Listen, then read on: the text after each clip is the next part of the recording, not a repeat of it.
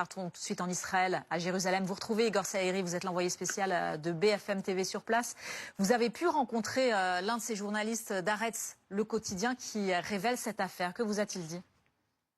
Ouais, ce journaliste de Haaretz que nous avons rencontré avec Fantine Danzer persiste et signe. C'est donc l'une des trois plumes qui a mené cette enquête pour le journal quotidien israélien et qui a fait témoigner au moins 5 soldats de l'armée israélienne présents à Gaza. Et oui, il nous explique qu'il y a eu bien ordre de la hiérarchie de disperser les foules de Gazaouis venant chercher de la nourriture dans ces centres de distribution pour tenter de contrôler cette masse de population parce que les soldats israéliens à Gaza n'ont pas d'autre moyen de communiquer avec les Gazaouis parce qu'ils n'ont pas d'autre personnel pour gérer cette distribution d'aide humanitaire. Ils n'ont que les armes à feu pour pouvoir communiquer avec les Gazaouis. Voilà, ce sont ces mots qu'il a prononcés. Ils ne sont pas formés pour ça, ces jeunes soldats. Il n'empêche que tous les jours, cela fait des morts civils, non armés, qui étaient simplement venus pour se nourrir.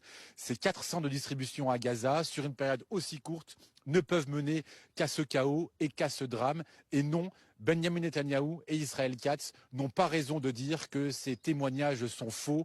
C'est bien vrai, voilà ce qui se passe à Gaza et voilà ce que les Israéliens doivent savoir de cette réalité. Alors les gars, si c'est BFM TV qui vient vous dire que la hiérarchie là-haut d'Israël a demandé à l'armée de tirer à vue sur tous ceux qui se pointent donc sur les points humanitaires, c'est que là, on est arrivé à un niveau de vérité absolu. Donc ça a été confirmé maintenant par les journaux israéliens. Israël tire dans la foule sur tous les points de ravitaillement. Donc ça s'appelle un génocide, ça s'appelle des meurtres de masse, ça s'appelle des crimes de guerre.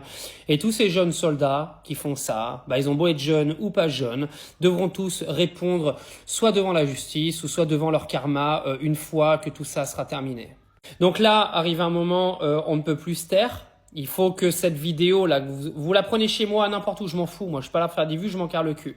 Vous la reprenez n'importe où et vous la partagez. Parce que vous avez 4 journalistes, quand même 4 ou 5, je sais même plus, de chez Havertz, un journal israélien qui vient vous dire qu'il y a eu des demandes à ce que l'armée tire dans la masse, alors que Benjamin Netanyahou est toujours en train de te dire qu'il est en train de tirer sur des endroits stratégiques, soit sur des sites militaires ou n'importe quoi. Non, ça tire sur la foule, ça veut tuer l'intégralité de la population gazaoui. C'est aujourd'hui maintenant avéré par les journaux israéliens. Il faut que toute la population israélienne soit au courant, il faut que la population mondiale soit au courant parce que ceux qui se posent encore des questions, aujourd'hui vous avez vos réponses. Benjamin Netanyahou est le plus gros chien de la casse de la guerre et ce mec doit être traîné devant je ne sais quelle cour pénale ou je ne sais quelle peine de mort, mais il faut le choper.